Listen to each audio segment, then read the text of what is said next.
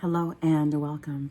I wanted to share something that I think might be a little known bit of information. In 2018, I wrote a poem. A story called Diary of a 2-Year-Old. And that story went viral. It went viral on Facebook first, and then a bunch of people proceeded to share it. It ended up on a number of parenting platforms, Reddit, I guess, things like that. So I had no idea. I had no idea that the story that I had written, this words that I had written, had resonated so much with so many people. I was completely clueless until about 6 months later, and I started to have authors and stuff reach out to me. And what happened was somebody on Facebook private messaged me and said, "Hey, I think they're using your story on this parenting platform that I'm on, and they're listing it as unknown." And so sure enough, she shared the link with me, and I went there and I reached out to the person who ran the platform, and I said, "Hey, I don't know if you know this, but this is my writing. I wrote this," because it was being listed as unknown. Because what happened was somebody had seen it on my Facebook, they'd shared it, and then some people had just clipped and pasted it and kept passing it around. Now, no one else was claiming it, and that was fine, and I hadn't even thought about it. I actually, later on, I got interviewed about why I wrote the poem, and that interview never got shared. It never hit the air. I wrote that poem in 2018 when my fourth child was 2. And I was extremely depressed. I was in a very deep depression. I was sleep deprived. My marriage was not doing well. I was isolated.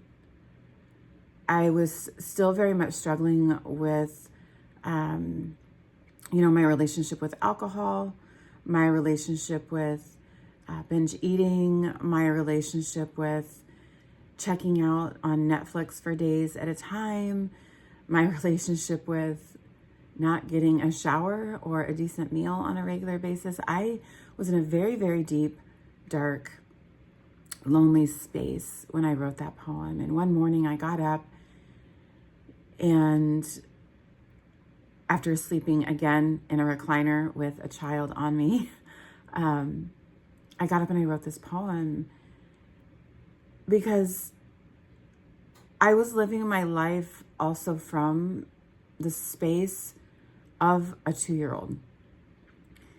And I often witnessed so many things of how disrespectful people could be to him and children of his developmental space, and how unintentionally rude and unintentionally uninsightful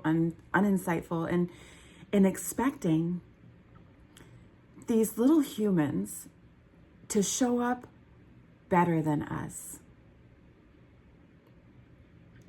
That's what I was saying. We expect these children, these humans that did not ask to be here. Not a single one of our children asked to be here. And then we expect them to show up better than we do, kinder than we are, more emotionally balanced and regulated than we are, more loving, more patient than we are, more giving and graceful and compassionate than we are. We expect them to show up more than we show up. We expect them to be more present than we are. We expect them to be less likely to be rude or disrespectful or use foul language than we do.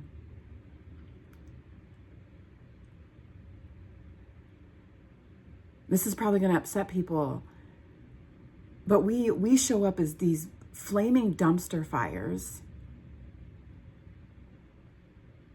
What do we expect from our children if that's how we show up? If that's how we show up, what do we expect from our children? I wrote that poem and I cried. I wrote that poem and I ached. I talk about writing that poem right now, and I'm having a somatic reaction. I'm feeling this tingling that's coming up my body.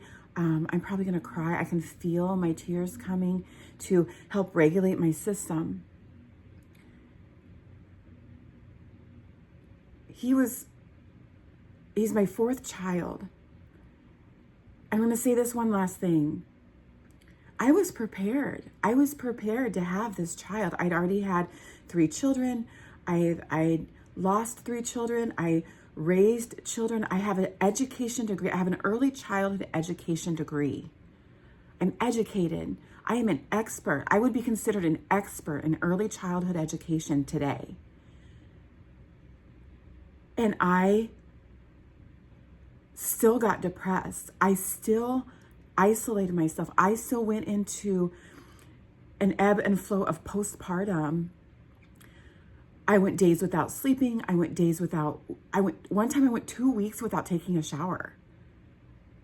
Nobody noticed, by the way, but that's another conversation.